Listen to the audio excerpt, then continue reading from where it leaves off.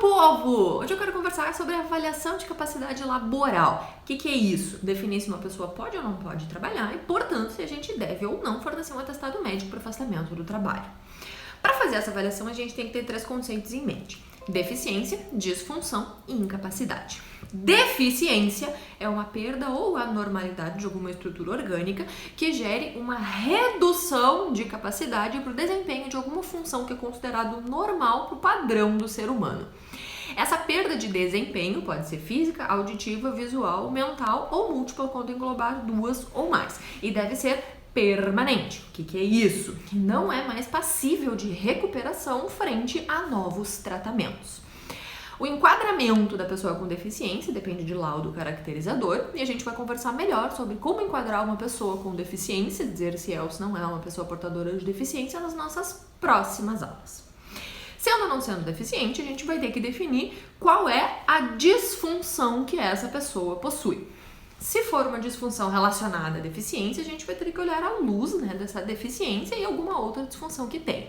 Se for uma pessoa que não é considerada deficiente, a gente vai ter que definir qual é a disfunção e qual é o grau de disfunção. O que é disfunção? É, bem resumidamente, quando algo não está funcionando bem no organismo. Pode ser devido a uma deficiência ou não, mas quando algo não está funcionando. Por exemplo, o diabetes é uma disfunção pancreática, que no caso não é considerada deficiência. A disfunção erétil é uma disfunção, que algo não está funcionando bem, mas também não é considerada deficiências. Outras disfunções podem ser relacionadas a deficiências. Esse é o nosso papel.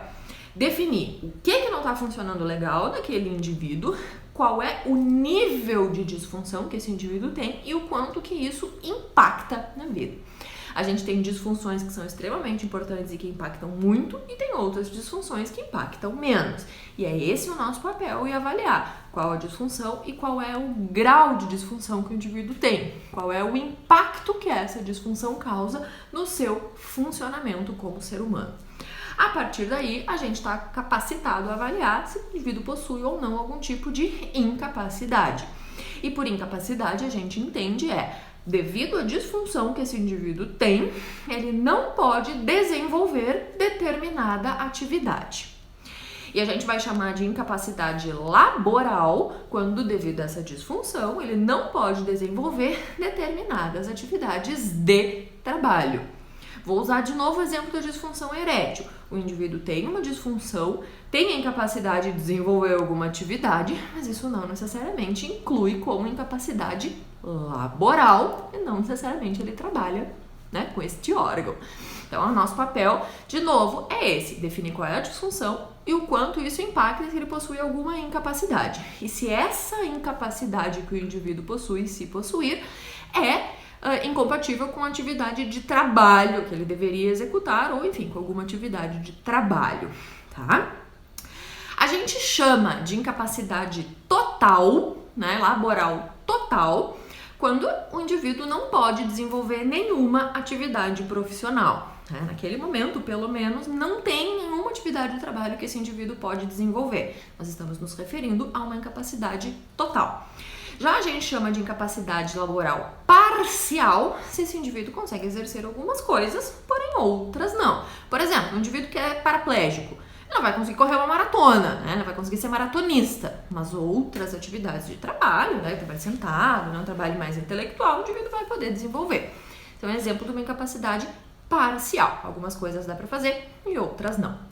A gente chama de incapacidade permanente aquelas incapacidades em que não tem um período de resolução. A gente não imagina, não consegue estabelecer um período para se resolver esse quadro. Tende a ser para sempre a situação. E a gente chama de incapacidade temporária aquelas incapacidades em que vai ficar incapaz por um tempo até que se resolva o quadro que está gerando aquela disfunção e aquela incapacidade, e aí o indivíduo recupera a sua incapacidade para o trabalho. As incapacidades laborais podem ser totais e permanentes ou temporárias. Por exemplo, um indivíduo comatoso, um indivíduo em coma, é uma incapacidade total. A priori, a gente espera que seja temporário. O indivíduo com um Alzheimer muito avançado é uma incapacidade total e, via de regra, permanente, porque a gente não imagina que tenha um período que vá se resolver a situação. Tá? E as incapacidades parciais também podem ser temporárias ou permanentes, né? Eu quebrei uma perna, é uma incapacidade parcial e temporária. Daqui a pouco resolve a situação e eu recupero a funcionalidade da minha perna, né? E a minha capacidade laboral. Agora, se eu sofri um acidente e perdi a perna, não sou lagartixa, né? A perna não vai crescer de novo. Então, essa é uma incapacidade parcial e permanente. A gente sempre vai ter que avaliar, né, qual é a disfunção, qual é o grau de disfunção, tem resolução ou não tem, pra gente conseguir definir qual é o tipo de incapacidade que esse indivíduo tem.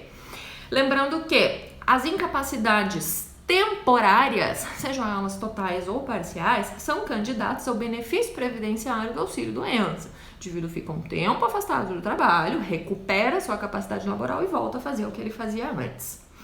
A incapacidade total e permanente é aquele indivíduo candidato à aposentadoria por invalidez. A gente não vai conseguir devolver ele para a função que ele fazia, vai ter dificuldade de readaptar a uma outra função, porque é uma incapacidade total, e não tem um prazo de resolução. Então, é um indivíduo candidato à aposentadoria por invalidez. E aquelas incapacidades parciais e permanentes, caso o indivíduo não consiga retornar para a função onde ele saiu, é um indivíduo candidato à reabilitação profissional ou à readaptação profissional, né? Não volta porque fazia antes, porque talvez não consiga, mas de acordo com a sua funcionalidade, algumas coisas pode fazer e outras não, de repente se acha uma outra função para esse indivíduo. E com base nesta avaliação, a gente vai definir se precisa ou se não precisa afastar do trabalho e por quanto tempo a gente vai dar esse atestado. Alguns alunos me perguntam, né? Não tem uma tabela para a gente saber disso de acordo com o CID? Não tem, ainda bem que não tem, porque se tivesse a gente não ia precisar de médico para fazer essa avaliação, né? Essa avaliação é nossa profissional, médico assistente que está avaliando o indivíduo, de definir se tem um prazo de resolução ou não daquilo ali e se realmente a disfunção que o indivíduo tem é incompatível com a atividade profissional que ele exerce. Portanto, a gente, além de definir se existe disfunção, se existe incapacidade laboral, a gente também tem que ter conhecimento a respeito de qual é o trabalho que esse indivíduo desenvolve. Para a gente conseguir comparar se a disfunção que ele tem e a incapacidade que ele tem, de fato, é incompatível com a atividade profissional que ele exerce, que a gente precise afastar. Alguns critérios, alguns fatores nos ajudam a fazer esse raciocínio, né? A gente sempre vai ter que ter informação do diagnóstico, do prognóstico desse indivíduo, da resposta terapêutica desse indivíduo, né? Outra coisa que a gente tem que avaliar, dependendo de qual é a função, será que o trabalho pode não estar sendo prejudicial para o tratamento dele? Às vezes a gente afasta porque naquele momento o trabalho pode ser prejudicial ou agravar o quadro, ou piorar a progressão da doença. Isso também são coisas que a gente avalia. E uma outra coisa importante que a gente tem que ter em mente é que as avaliações das disfunções, das incapacidades laborais, via de regra, elas levam como comparativo o próprio indivíduo antes de adoecer. A gente não tem como comparar esse indivíduo com todo o resto da população. A gente tem que ver o que ele conseguia fazer antes de adoecer e o que ele consegue fazer agora. Muitas vezes a gente tem a rigor uma incapacidade parcial, mas às vezes para aquele indivíduo vai funcionar como total. Vou dar um exemplo. Vamos supor que a gente tem uma pessoa que a vida inteira trabalhou com um serviço braçal, força física. E aí ele tem alguma patologia, enfim, que o impede de desenvolver atividade física e força, enfim, trabalho braçal. A rigor seria uma incapacidade parcial, porque o indivíduo poderia exercer alguma outra atividade intelectual. Mas vamos supor que este indivíduo não tem uma capacidade cognitiva legal, né? Não é um indivíduo candidato a estudar, né? A se graduar e a fazer outra coisa.